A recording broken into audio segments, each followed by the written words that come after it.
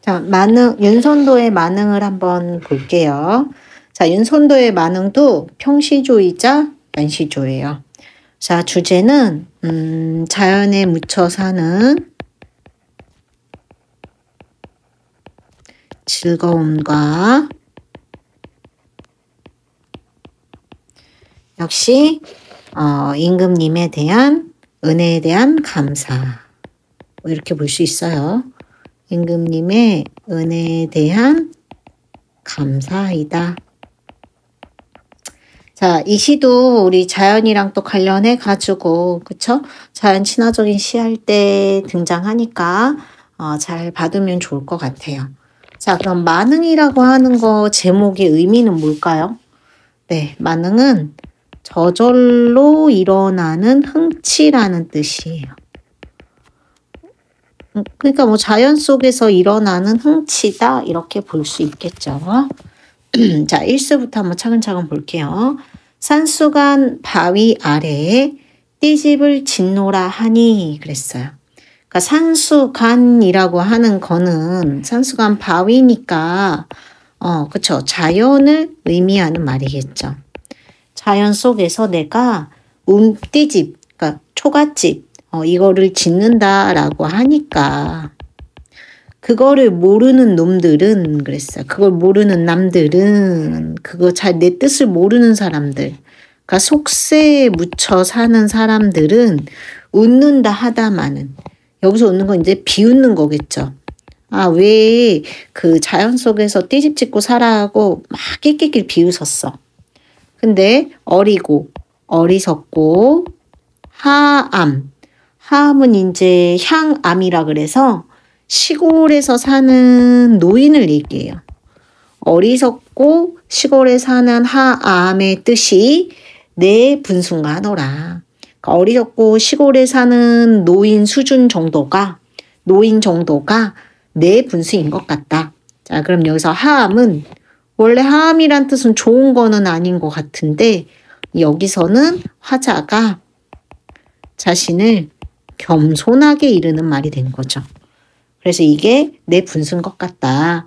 즉 나는 자연 속에서 안분지족하는 게 나의 분수다. 이렇게 얘기하고 있는 거예요. 남들이 아무리 비웃어도 그렇게 살 거다. 그 얘기죠. 자, 두 번째 이수로 이제 해석도 선생님이 뒤에다 넣어놨어요. 읽어보고 이수로 가볼게요. 자, 보리밥 풋나물을 알맞게 먹은 후에 그랬어요. 보리밥 풋나물, 그치, 자연에서 먹는 소박한 음식이죠. 자, 선생님 항상 소박한 음식 하면 나오는 한자성어 뭐죠? 그렇지.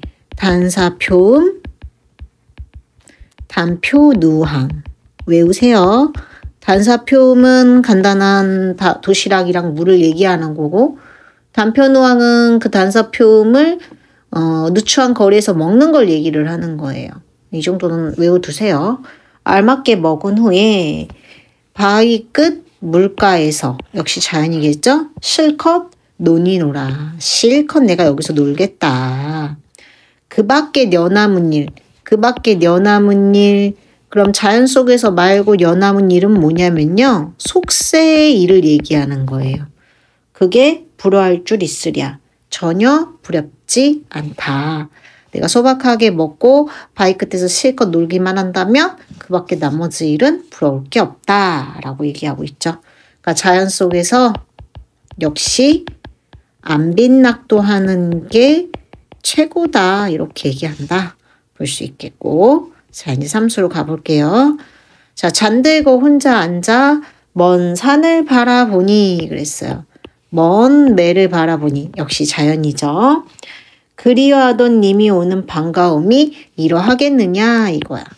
그러니까 이거는 이런 거죠. 그리워하는 님이랑 먼 산이랑 난 누가 더 좋냐면 먼 산을 보는 게 더 좋단 얘기예요. 이게 더 반갑단 얘기예요. 먼 산을 보는 게. 말씀도 웃음도 안 해도 못내 좋아하노라. 우리 이거 수업 중에 선생님 했었죠? 이거 뭐라고 했었어요? 무라일체의 경지라고 했었죠? 왜 무라일체의 경지예요? 지금 이 앞에 주어가 생략됐는데 바로 이 산이 말도 안 하고 웃음도 안 해도 그래도 못내 좋아하노라. 나는 마냥 좋다라는 걸 봤을 땐 나하고 산이 하나가 되었기 때문에 무라일체 경지에 이르렀기 때문에 좋다라고 말할 수 있는 거예요. 그럼 여기는 그치? 자연과 무라일체된 삶의 경지에 대해서 얘기하고 있죠. 그렇죠? 자, 이제 사수로 가볼게요. 자, 사수도 많이 나오는 수예요. 잘 봐둘게요. 누구셔? 누구냐? 삼공보다 낫다고 했다. 삼공은 삼정승. 그러니까 벼슬이 되게 높은 사람 얘기하는 거예요. 보다 훨씬 낫다고 했다. 만승, 만대 수레를 가진 사람. 부자겠죠. 만승천자라고 해요. 부자가 이만하겠느냐. 이제 만승천자라고 했을 때는 황제 얘기하는 거예요. 황제. 부자라고 하기 또 좀 그렇네. 황제 얘기하는 거예요. 그러니까 누구냐? 삼공 벼슬보다 낫다고 하고 만승천자 황제가 이만하겠냐. 뭐를 여기다 비유하는 거냐 그러면은 자연 속에 사는 사람을 여기다 비유하는 거예요. 자기 자신. 자연 속에 사는 사람. 이 사람이 삼공보다 낫고 훨씬 좋고 만승천자도 이만하지 못하다는 얘기예요. 얘가 제일 베스트란 얘기예요. 그죠? 이제와 생각해보니 소부허유가 야 같다 그랬어요. 자, 우리 소부허유가 누군지 모르죠? 자, 소부허유는 이제 고대 중국에 나오는 인물 두 사람인데 이 사람들이 속세를 벗어나서 자연에 들어가서 살았다 그래요. 고사리 캐먹고 살았다라고 해요. 이제와 생각해 보니까 그러니까 소부허유가 참 약은 것 같다. 자연에서 고사리 캐먹고 살아가지고 별로 못 살았을 거라고 생각하지만 걔네가 진짜 약았네 이렇게 얘기를 하는 거야. 아마도 임천하능. 자, 임천하능 새롭게 나오는 단어인데 가끔 등장을 해요. 임은 스플링, 천은 개천할 때 천자, 하는 한가로운 거고, 흥은 흥치죠. 그러니까 얘도 자연에서 느끼는 한가로운 흥이에요. 그쵸? 자연에서 느끼는 한가로운 흥이구나. 비길 곳이 없다. 즉 삼공이나 만승보다도 자연 속에서 느끼는 감정이 훨씬 더 좋다. 그래서 여기는 이 사람이 자연에서 느끼는 그 감정에 대해 그거에 대한 자부심이다라고 볼 수 있겠죠. 자, 이제 뒤로 넘어가서 해석도 써있죠? 한번 읽어보고 자, 옷으로 다시 가볼게요. 자, 내 성이 게으르다 보니 그랬어요. 내 천성, 내 성격이 게으르다 보니 나 너무 게을러 이러는 거야. 하늘이 그걸 알았다. 하늘이 그걸 다 아신대. 알으셔서 인간 만사. 자, 인간 만사는 속세의 일이겠죠. 속세의 일을 하나도 아니 맡겼다. 맡기지를 않으셨대요. 다만당, 그러니까 난 속세에서 할 일이 없다는 얘기겠죠. 다만당 다툴 사람이 없는 강산만 지키라 하셨다. 그래서 내가 지금 산에 또 자연에 들어와 있다. 이렇게 얘기하는 거죠. 그래서 여기는 내가 속세에서 할 일이 없고 맡은 일이 없으니까 자연에 귀했다. 라고 얘기를 하고 있죠. 그렇죠?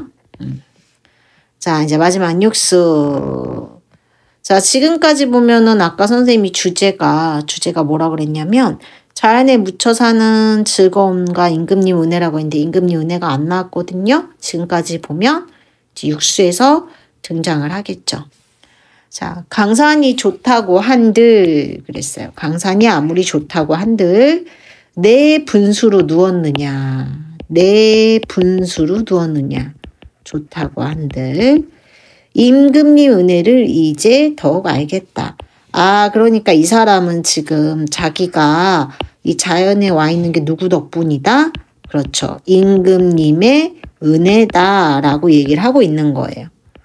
뭐죠? 충신연주지사죠. 그죠? 이제 더욱 알겠다.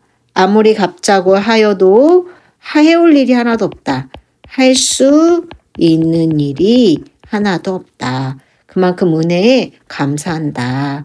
유교적인 충사상이구나.